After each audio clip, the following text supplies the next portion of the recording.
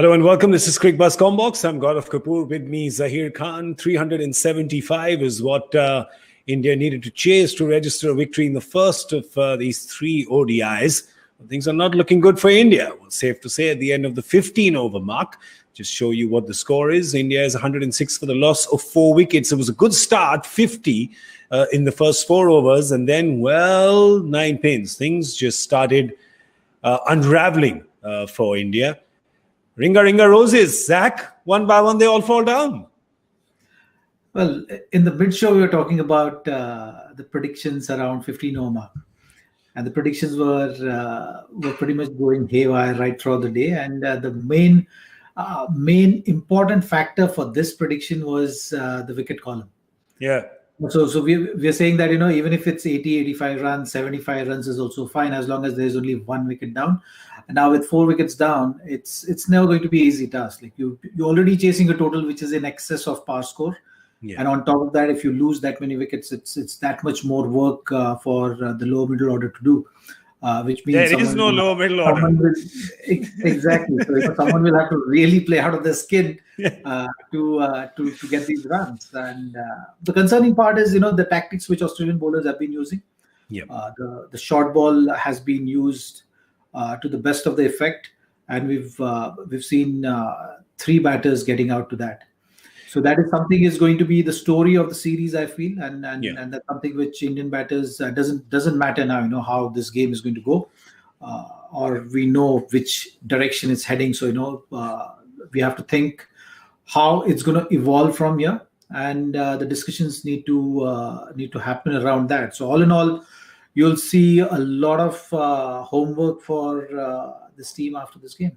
Yeah, I want to talk about the dismissals real quick, because the thing is that you've got to 50 really quickly, right? You've got a wavered first over from Stark. That doesn't happen. It's like happy birthday, Merry Christmas. You get that. You get to 15-4. Could then, after which Mayank Agarwal, Virat Kohli, both of them looking at just pounding every ball. Now, I understand it's 7.5 to get, but as a bowler, you'd probably get excited seeing the batsman trying to do that, because the risk percentage has suddenly gone so high.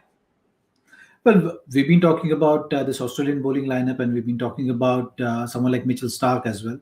He was having a tough day out there, and the way Indian batters started, looked like they've got a real chance if they really set up a platform. So that platform was always required for this kind of a chase. It was an ideal start when Mitchell Starc was not finding his rhythm. His radar was not really spot on, and first over 20 runs, was something no one was expecting. But doesn't it levels the game a little bit, doesn't it? I mean, exactly. First 4 overs. You look at first 10 overs as well. Just about 80 runs, 10 overs with 1 wicket down. The Aussie bowlers were looking rattled. It's just the Josh Hazlewood factor, which kept them in the game.